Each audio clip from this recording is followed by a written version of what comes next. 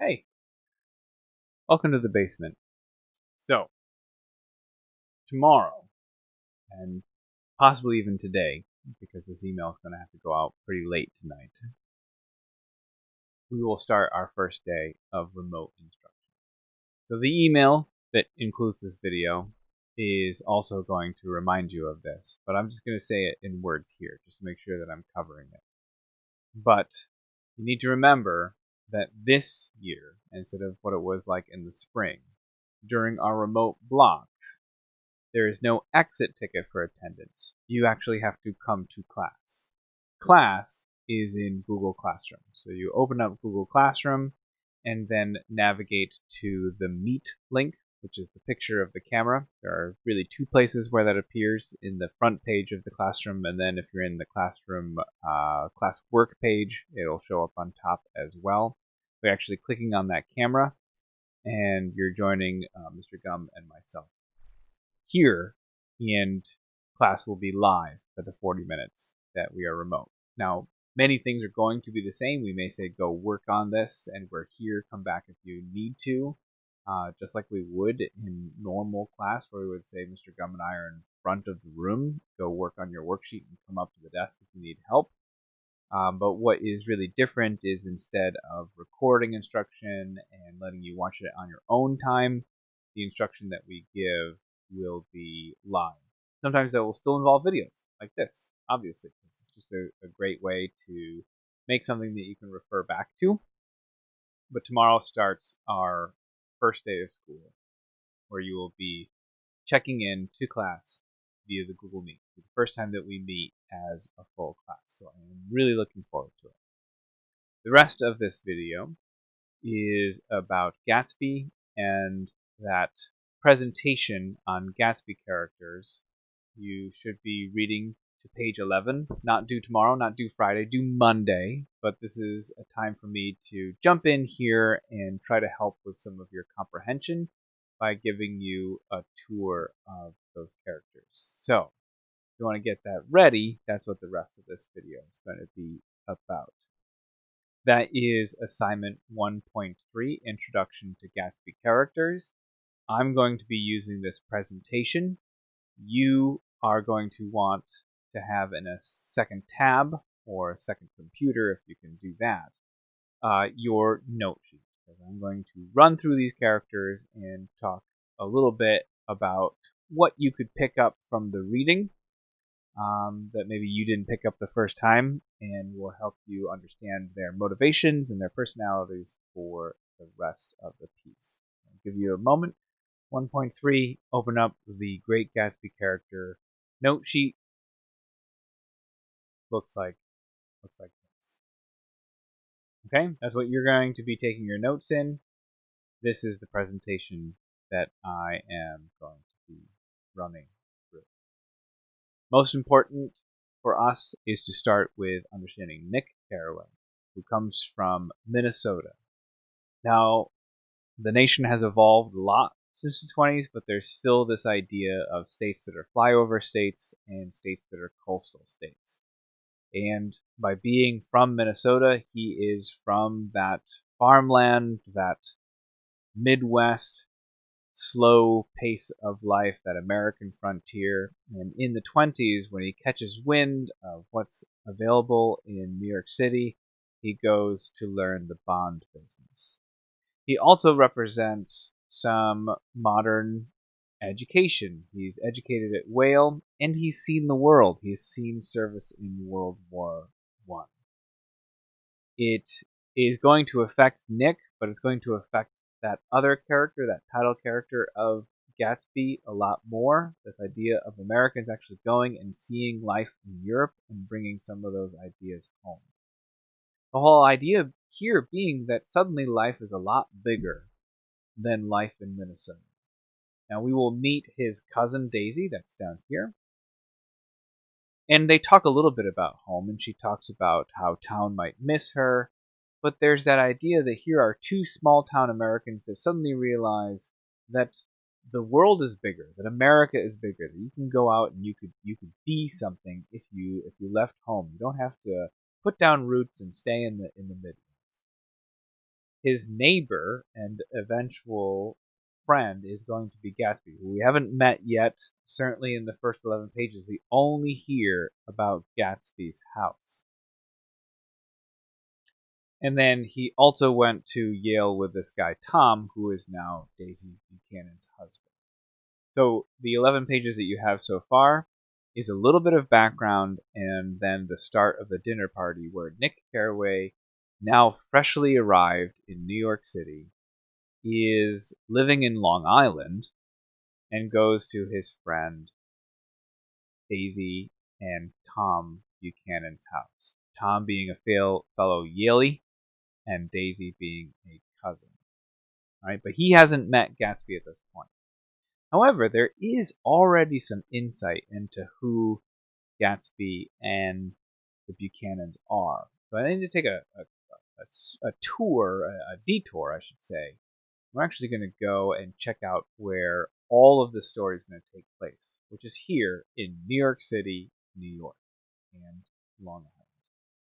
Now, this is important that we know where these characters come from, which is what makes this an American story and the great American novel, because it captures the whole nation.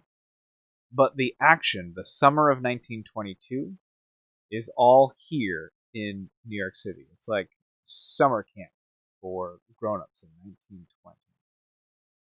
You'll hear West Egg and East Egg, and scholars have been able to sort of pinpoint that that's probably these two peninsulas called Great Neck, and I think this might also have a neck name, but Fitzgerald turned it into West Egg and East Egg.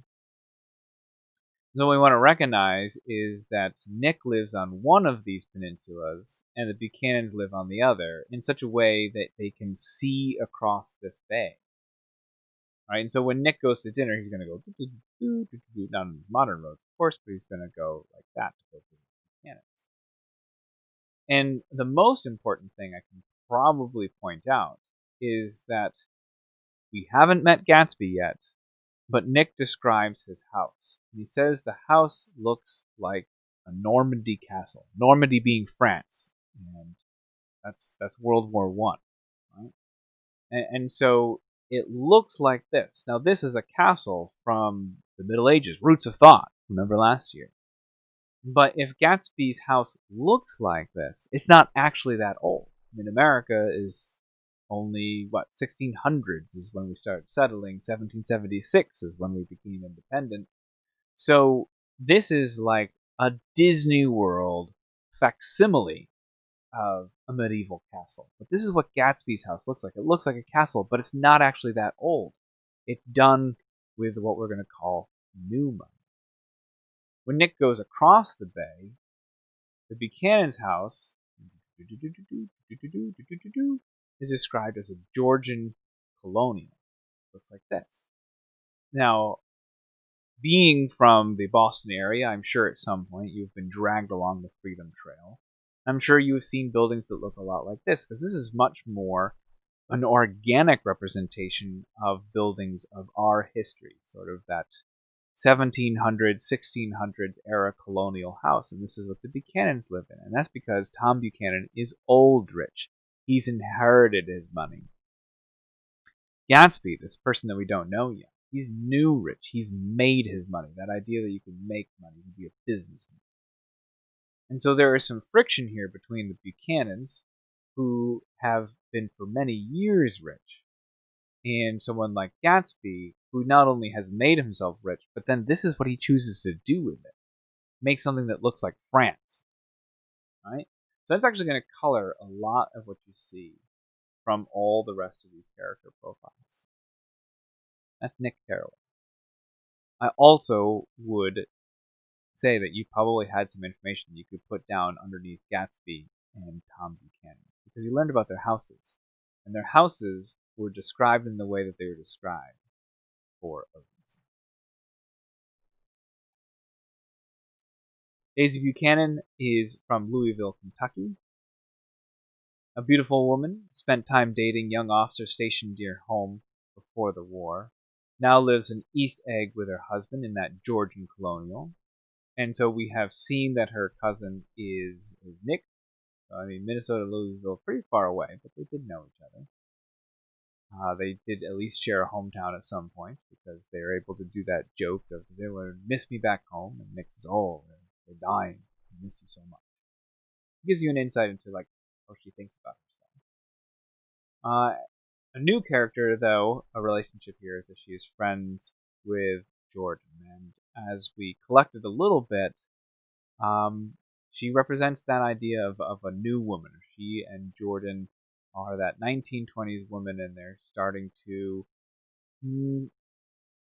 not necessarily follow that traditional path of looking feminine or even following a traditional family model, except that Daisy is a traditional family. She is a wife, and she's a mom. Later in this chapter, you're going to meet her daughter, see how she treats that daughter, see how she's handling being settled down with Tom Buchanan.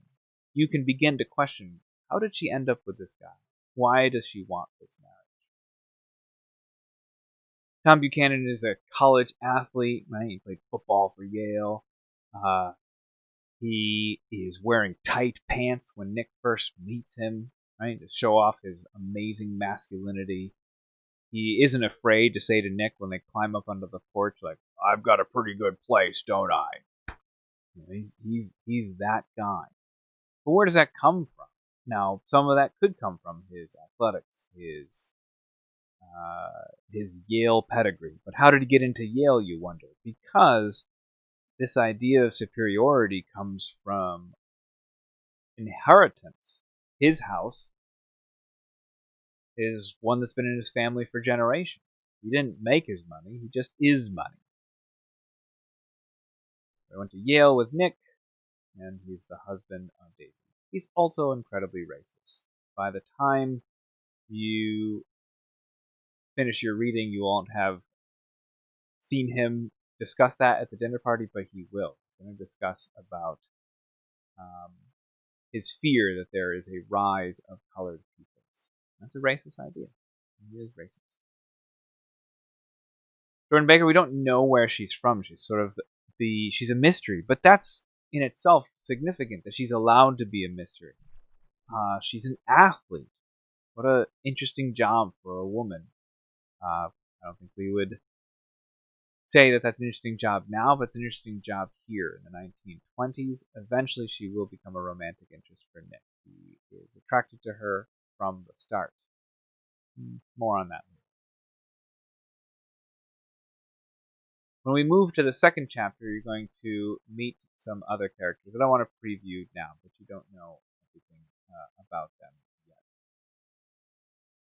So here is Long Island. We're going to zoom out. And in the second chapter, you're going to go to Queens. And Queens is this area between these lovely estates in Long Island. Now Queens is incorporated in the city, famously one of the 5 boroughs. But there is going to be some action here in Manhattan.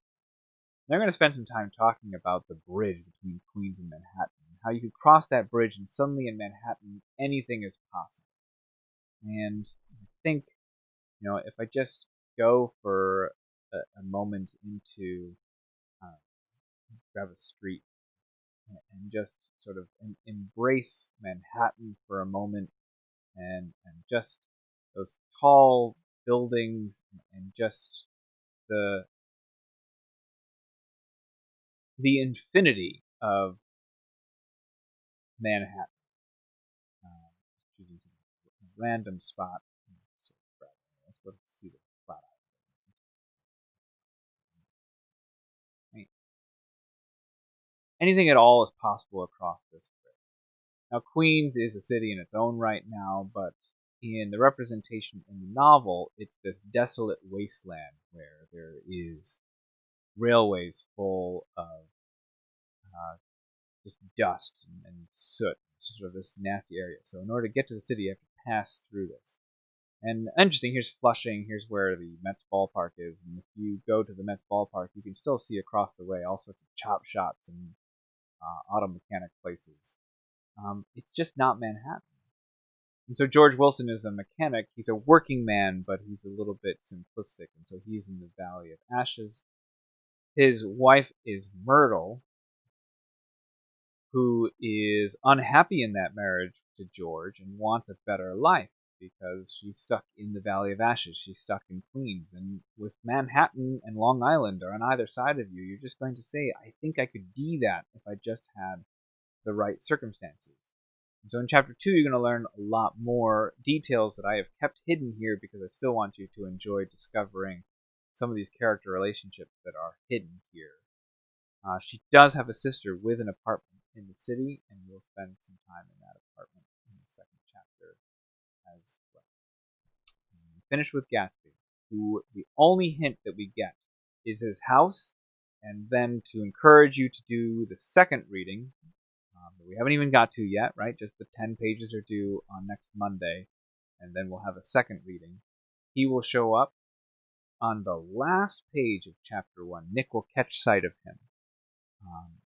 But he will remain mysterious for now. Okay? A little preview of our characters, where they're from, why the area of New York and Long Island are so important to understanding the context of this novel and how that context brings these themes to life. And the only thing I have to finish with is remember to start up the meet at the beginning of class tomorrow, because that is now how attendance is counted. Cameras on, please. Looking forward to seeing you as a whole group. And see you tomorrow.